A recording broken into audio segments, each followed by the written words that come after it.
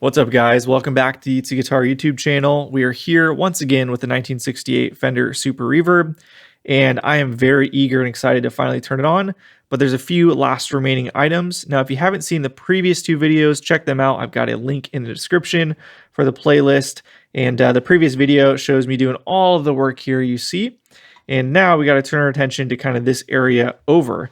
Now, there were a bunch of ground issues, so we saw originally the center taps here were connected to a lug off of the transformer bolt and it was completely loose. I could turn it with my fingers. That's very bad. You do not want to lose that ground connection. So I've removed all of those connections off of the transformer bolt, so no ground is going to be reliant on that, and we will solder to the chassis every single one, just like they were in the pre-CBS era. And then I've also heat shrunk the center tap for the heaters here, so we'll add artificial center tap, meaning two 100 ohm resistors to these two components right here, these two legs of the 6.3 volt tap. So that'll be tucked away. And then we've got the 3-prong, so I put in a new 3-prong. The original one that it came with was just not very long and it was not wired correctly, so I've got a new one in here so we can redo that properly and have a bit extra length. And then other things I've done that I didn't record, I swapped the bias resistor here. You can see it used to be two resistors in parallel. We swapped it for a 15K Fichet. I'm hoping 15K will be the right value, but based off of where it was set before and the fact that it just came back from an Amtech, as far as I understand, we should have enough range to be able to get to where it was before. And then you won't be able to see it. Maybe I can tilt it. There you can hopefully see that. The bias circuit has also been redone with a new 470 ohm resistor there. Again, another Fichet, a new diode, and then I kept the spray cap there for now, since I don't have any reason to believe it's bad, and those are pretty good caps and fairly expensive, so kind of operating under the assumption that that is good to go. And then you can see here I added a new ground wire. This is a bus wire, and we will be grounding this to the chassis, and I'm going to do it right here. Normally you see them kind of over in this area, but that's going to be really hard to get to with the heater wires here, so I have to take them out. This seems like a really nice clean spot in this particular amp to do it, so we'll just solder it right here. So to recap, we have 4 ground connections soldered to the chassis. One here, one here, one here, one here, so all the 4 corners of the power transformer. And then once that's done, we should be good to go to finally fire it up, which won't be tonight, but hopefully I can get all this done so I can do it tomorrow. So let's go ahead. I've got the big iron heating up now. My chassis iron I like to use is this Weller. This is the, I believe it's called an SP80. Yeah, SP80. And this is an older one I got off eBay. You can buy these brand new, but I've heard that the newer ones maybe just aren't built as well and fail, so I just grabbed a new old stock one off of eBay, and it's been great for me so far. It's got a nice sized chisel tip, and it's got a nice sized chisel tip as well, so you can get it in kind of tighter areas. So that's all good to go. Now, to prep before we do any chassis grounds, we got to do 2 things. First is clean. So we want to clean the area that we want to do the ground at, and we'll use that, or we'll do that, excuse me, with some isopropyl. So I've got some in here. We'll just kind of clean the area right there next to where we want to do that.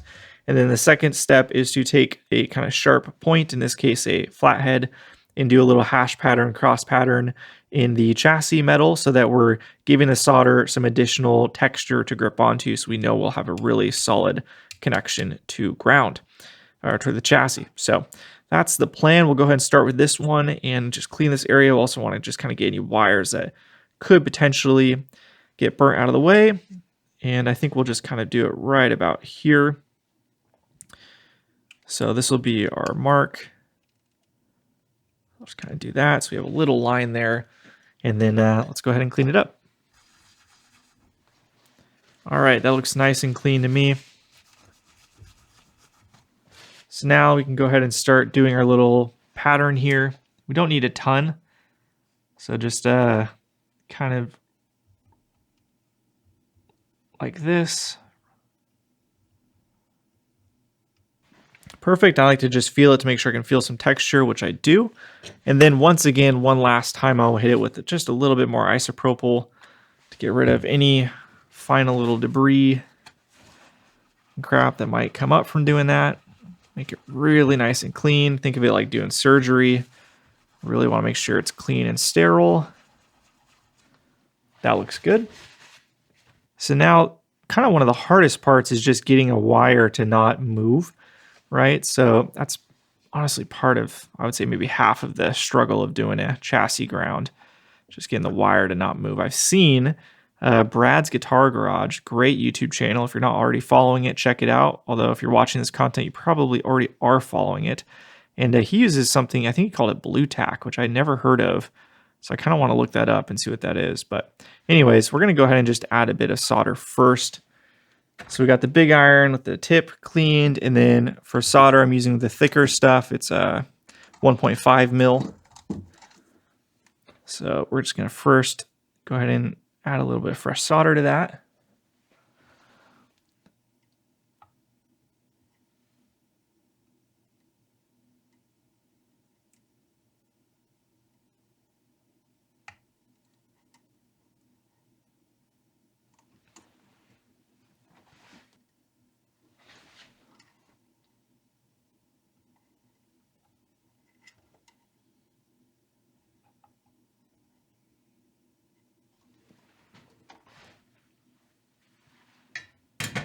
Perfect. Nothing giant, looks nice and shiny, kind of exactly what I'm looking for. And we should be good to go on that. Now the little yellow ring you see on the outside, that's just the flux from within the solder. Totally normal, and that's what turns into that kind of darker brown gunk you'll see around the eyelets. Over time, it just kind of ages and turns a bit more brown, but there's no harm to that whatsoever. That is a super solid ground connection going nowhere. So I feel great about that. Let's go ahead and move on to the next one. Same exact concept with the transformer center tap here.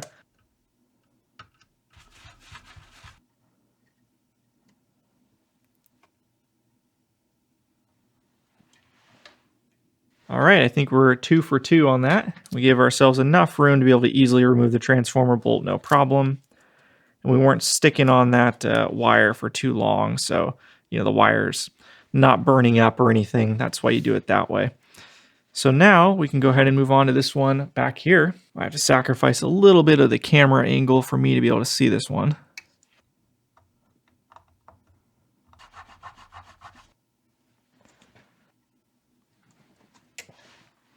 Last one will go just over here. Typically what I like to do is just curve it like so. Now this one is going to be the trickiest of all of them because I do have a very fragile plastic insulated wire here, whereas these have this nice cloth covering, which is much more resistant to heat damage. So really, we gotta be careful on this. Almost for sure, we're gonna get a little bit of melting of the end of the insulation here. Really hard to avoid that, but we can still do a good job and minimize that as much as possible. So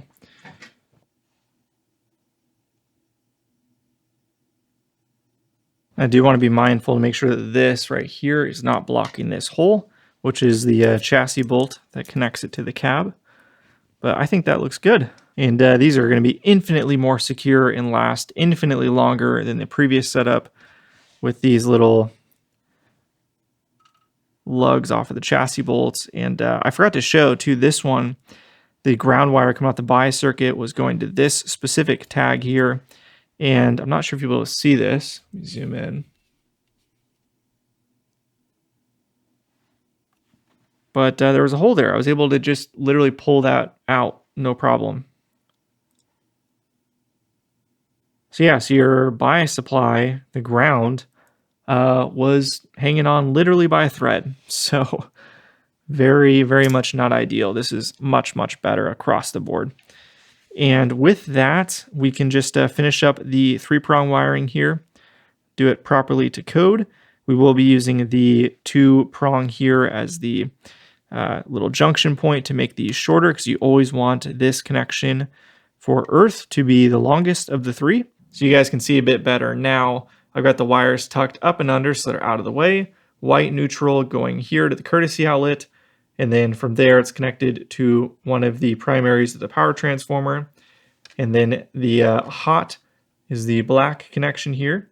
And that is connected again to the courtesy outlet. And then it's got a runner from there over to here. So you can see the death cap is not connected to anything. The ground switch is not connected to anything. I'm just using this leg basically as a junction point. No different than what I'm doing here. So from there, here, junction point, we'll focus. And then from there, another lead over here to the fuse tip. And then from the fuse tip, we got a wire going to the power switch just there. And then the other end of the power switch is the other of the two black primary leads. So that's how to properly do a 3-prong. Now, you could argue, you don't want to have a bunch of junctions here. Worst case scenario, it's other places for it to fail. Yes, that is absolutely correct. But the chances of that are incredibly slim. They're really solid connections. These junctions have been here since the beginning of the amp, and they've gone nowhere. So I'm really not concerned by that one bit, and I'm able to maintain and use all of the stock wire without having to rip any of it out. So pretty happy with this. Now let's go ahead and take a closer look at some of the ground connections.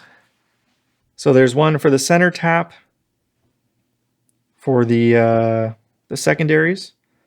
Here's the ground earth connection for the 3-prong.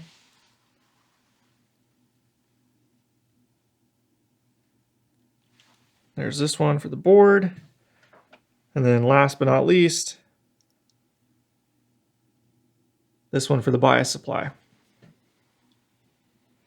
So we've got our 4 corners of grounds. Got the 3-prong installed. We've got the new resistor for the bias circuit. And I'm feeling pretty good about how everything has come out so far.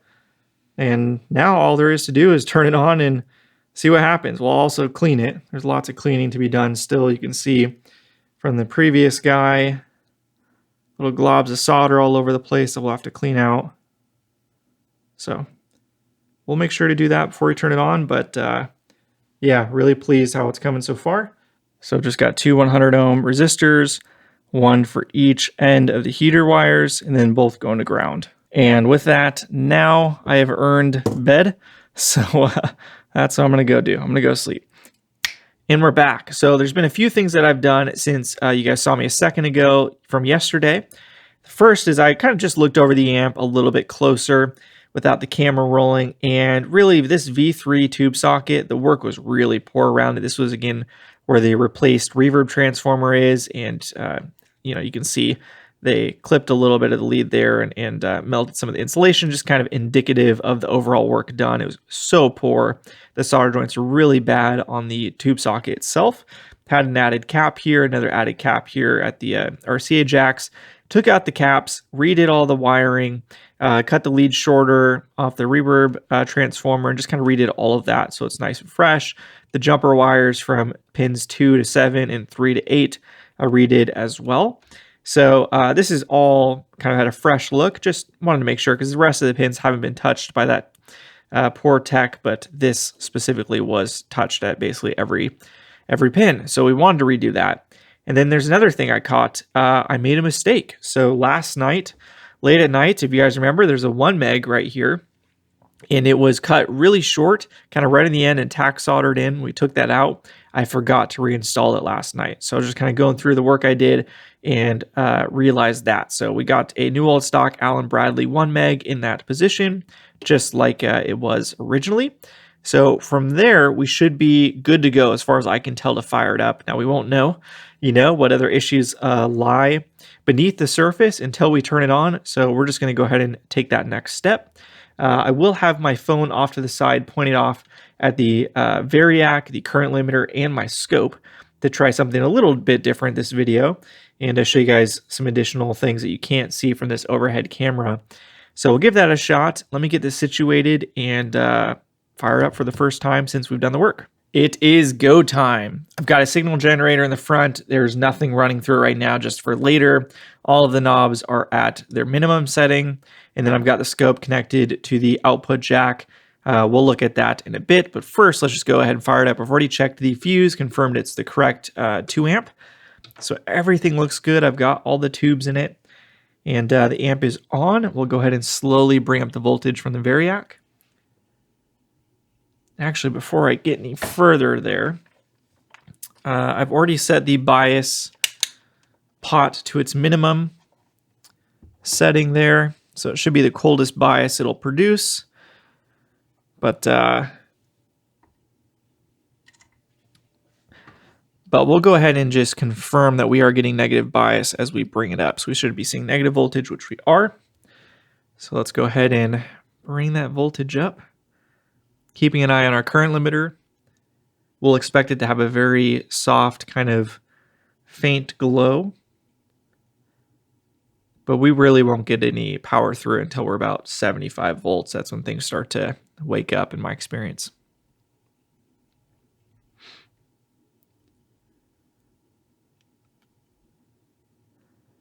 $70 volts, so the pilot light should be on just a little bit, which you can see right there.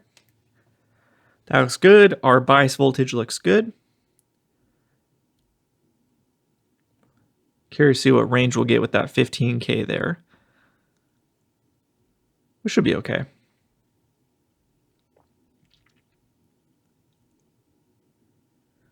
Nothing from the current limiter yet. We're at 100 volts, so things are looking really good.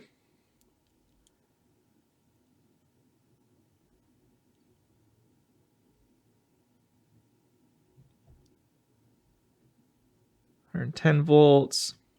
Stop for a second, just kind of look around.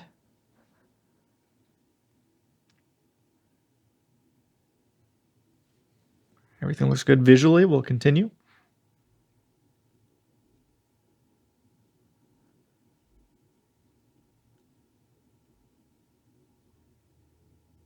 And just like that, we're now at 120 volts. Very faint glow on the current limiter, if you can see that. Exactly as I would expect. And negative 55 for the bias voltage, which is definitely cool, which is fine, which means we have plenty of room the other direction, I'm sure. So we've now got the amplifier hooked up to my UA aux box, which does not have a 2 ohm tap, but it does have a 4 ohm, which is going to be fine for this purpose. And these output transformers are incredibly beefy. And yeah, we're going to go ahead and take a look at the scope here. For the first time on the channel, I'm going to try and show this while also checking the bias. So we got the bias probe hooked up to this socket. It has 5881s in it. We're going to just check it with that, and I'll hear how it sounds, and I can also check it with some TAD 6L6s, or I've got some vintage 6L6s as well. So let's just go ahead. Oh, we're also plugged into the wall, so no more current limiter in chain. So let's go ahead and fire it up. See what we got here. That puts us right at 42%. So it looks like our 15K resistor is going to be perfect. So somewhere in there for 34 plate current. I bet this will get us close to our target of around 60-ish%. 34 for the plate current. And if you don't know about the Robinette bias calculator, I've shown it in many videos, but if you just Google it, you'll find it.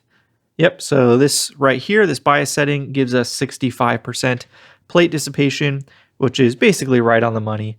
So I'm pretty comfortable with that. Now we can go ahead and hit it with little signal. So I'm going to turn the amp up just a little bit, switch over to my camera. All right, so now I'm going to go ahead and feed it a little bit of signal from the signal generator and see what we see on the scope. Turn it up. There's our waveform. Appears to be clean all the way through at the output. So no kind of square wave distortion or anything like that. Kind of interesting. That looks pretty good. Again, this is at 4 ohms, not at 2 ohms. But that looks pretty good. Let's go ahead and switch over to the normal channel now. So the normal channel, we're getting more gain. You can see it's kind of squaring off at the edge there. Right between 9 and 10. Not really sure why I'm not seeing that on this channel. We are seeming to get a bit low output out of the vibrato channel. That could be, you know, just a normal thing. I'm not 100% sure.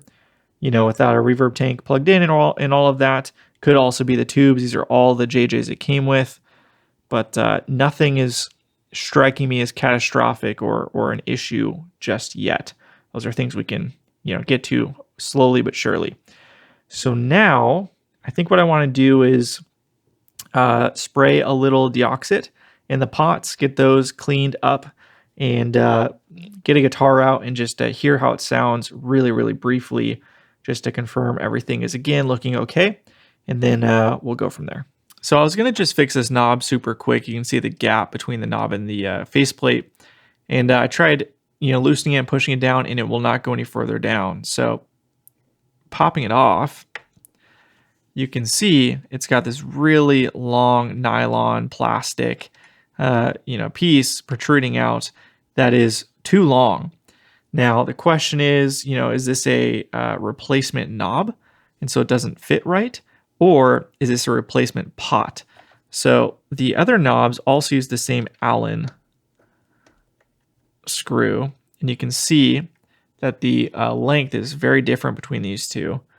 And if this was an original pot, then I should be able to mount this one, and they should go all the way down like the rest. So I actually don't think this is an original pot, even though it is that same kind of construction.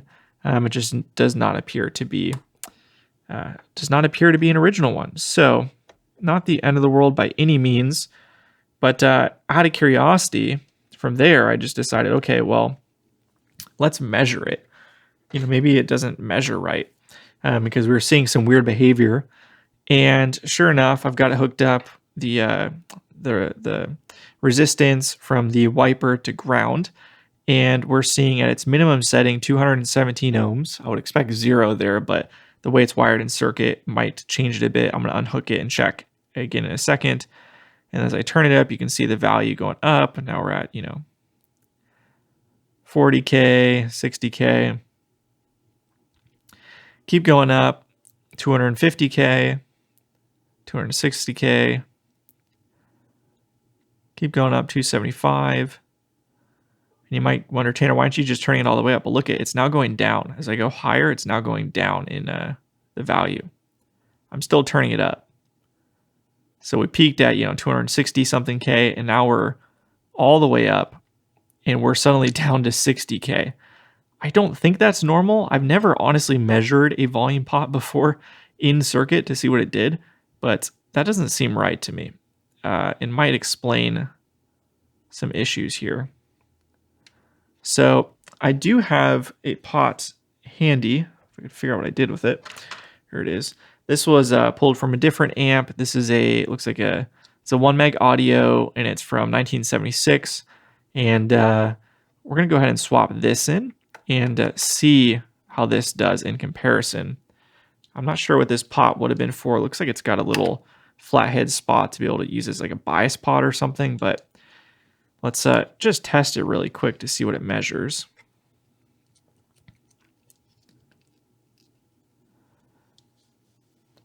So we're seeing 1 meg at maximum, at minimum 0.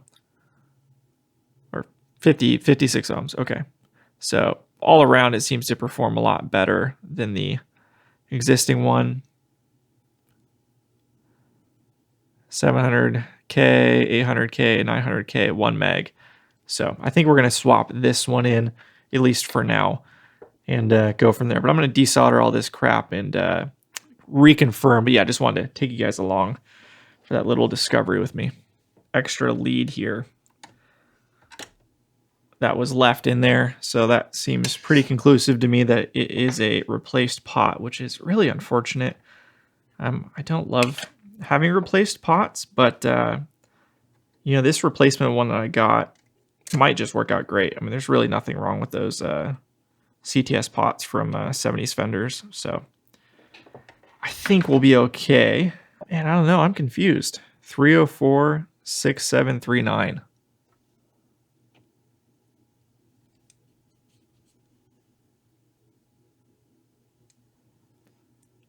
304, presumably the manufacturer code, 67, 1967, 35th week, which would point this to being original. But why would it be so long? Well, I'm really not sure, but I'm just going to put it off to the side. I can always reinstall it later. Now I'm going to take a brief moment to clean all of the tube sockets here. And the way I like to do it is with deoxit. So I just spray a little bit in there, and then you can run the tube in and out a number of times to use the tube pins themselves to help clean. Now some tubes, you might have a vintage tube that's really corroded on the pins. These are brand new JJs, so they have nice shiny pins, so it should be pretty good to go in and out and use for that purpose. You can use, I've seen people use old guitar strings and all sorts of other devices. And then I'm also going to retension any of the pins that look like they could use a little help. So for example, this one right here, can you see that? Yeah. So this one right here is a little bit separated. The opening's a little bit more than the others. So, we can just get a little bit like a dental pick here, something along those lines, something maybe smaller like this from Harbor Freight, and just kind of try and get in the corner and just bend it over like that. So now you can see that the fitment will be tighter on that pin. The rest at first glance look pretty dang good to me. So the pins didn't feel loose really when I had tubes in the sockets. So this one's not really in a bad state, but yeah, that's kind of the process. Dirty socket pins, that can introduce additional noise, pops, crackles, intermittent output, things like that, if you have a lot of corrosion on the pins themselves. So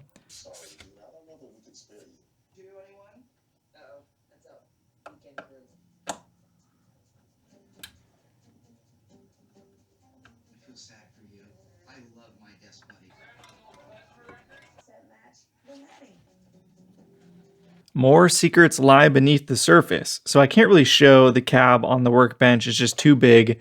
But I was working on cleaning it up and kind of tightening some screws and just making sure everything's really solid as I'm putting the amp back together.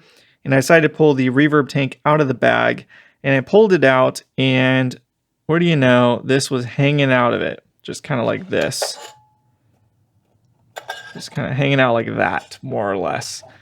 So that's not great. So I pulled it out, and here's the tank itself. I've actually never pulled out a reverb tank from a vintage Fender before. I have no idea what I should be seeing here and if this is the original tank or not. So let me know in the comments. It's a Accutronics. It's got a code of 4AB something C1B, made in the USA. It does have a stamp here, 23572 it looks like. So I don't really know what to make of that. But then, oh, here's another stamp as well. Looks like 66, 25, 79, 66 maybe, 064063. So yeah, let me know in the comments. But then I flipped it over and it's got cardboard stapled to, looks like MDF, which is then screwed in. So I've never actually taken a spring tank out of a vintage Fender amp. So this is all completely new to me. I have no idea what to expect. Go ahead and unscrew it and see what it looks like on the inside. And if this is an easy thing to just reinstall. Which is interesting is I have played the amp already and the reverb sounded great. So yeah, really, really bizarre. So let me go grab a screwdriver and do that real quick. And the moment of truth. Let's see what we're working with. All right. Well, again, having no experience at all with vintage spring tanks, I cannot tell you whether that looks all original and proper or not, but I can look and see whether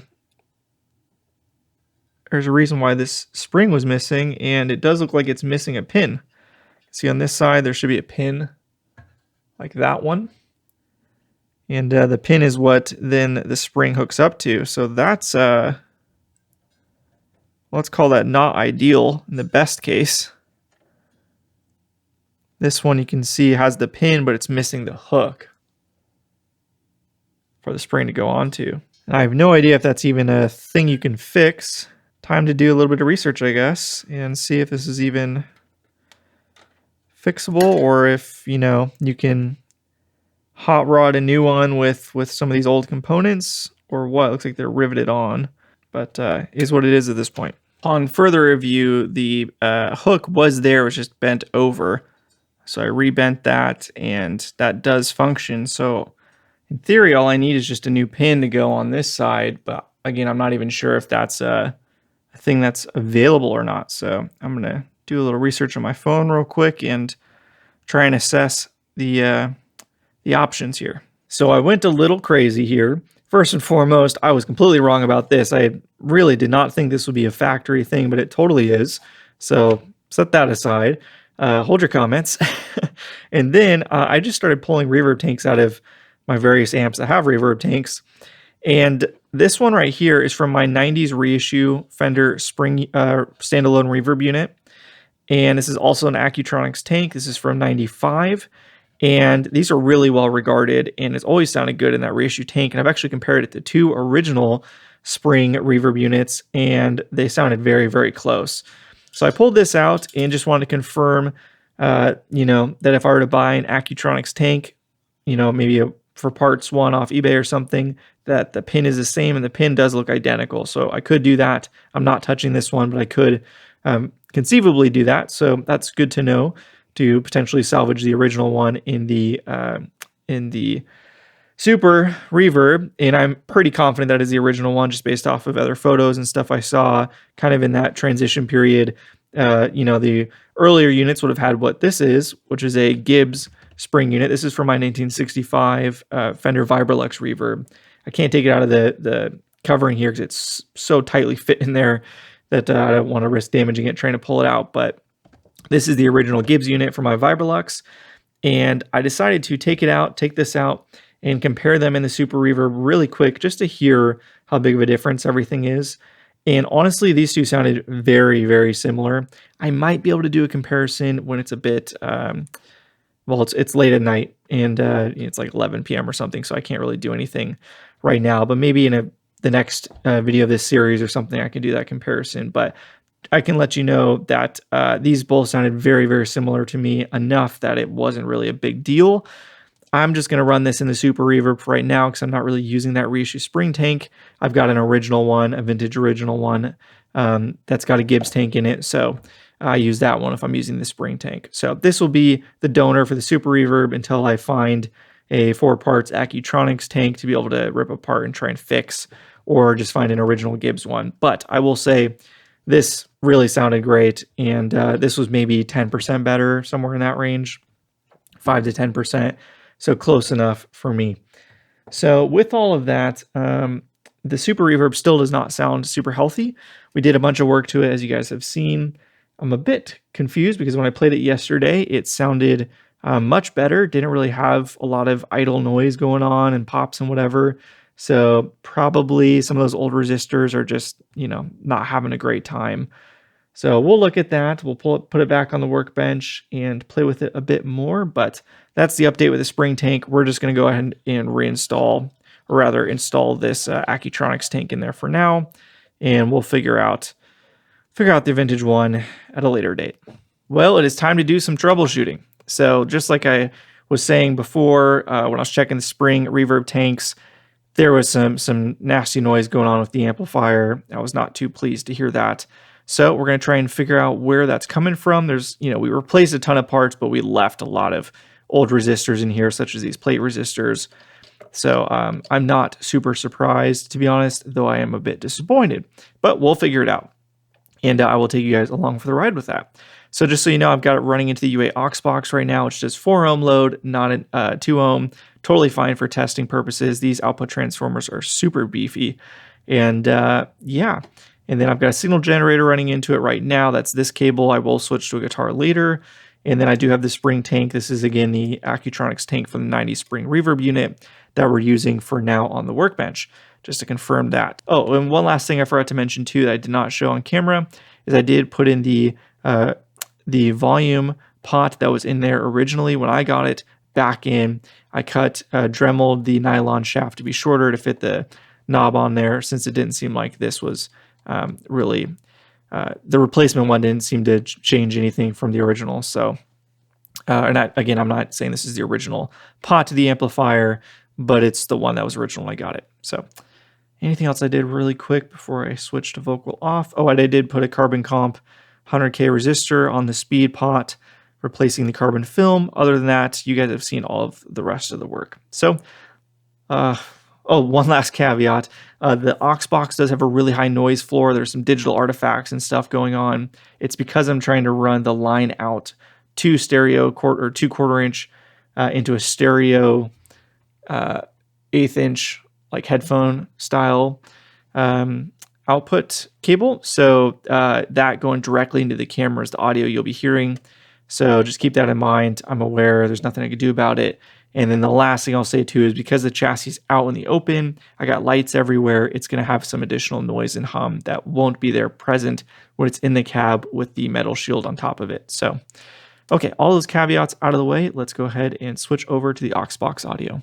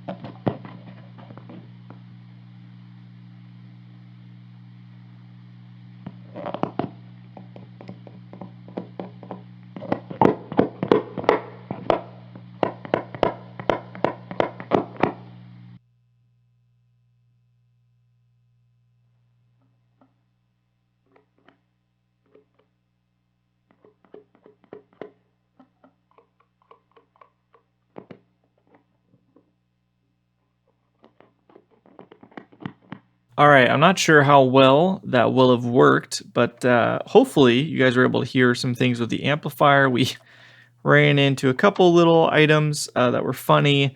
You know, first being I had the signal generator plugged in the beginning and it was turned off, but it just being plugged in was introducing a lot of hum, which was coming in strongly with the bass control, which is confusing me.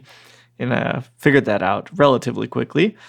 There is some scratchiness on this pot as we showed, and basically it looks like I'm tracing that to this 250 picofarad cap right here, which was in the normal channel, and I moved over to the vibrato channel. So is it the cap? Maybe, I don't know. I've got some replacement 250s coming in anyways, so we'll lift that up and test that. And then this cap had just a hair of a voltage on it, 0.005, something like that. A bit inconsistent in the beginning. It had more. I don't really understand that. And then it just kind of over time dissipated to basically nothing. I guess we could check the board right next to it and see if there's anything in the board. Yeah, there's actually more on the board than there is on the cap. So we got some moisture in the board around here. Let's check over here. 0.015, 0.009. So this cap seems to be generating or letting through some DC here. We're seeing 0.15, 0.14 range off of this cap. So, and that cap, let's see where that's connected. That cap goes all the way over here, I think. So yeah, we'll lift this one up and test that to see if that's an issue or not.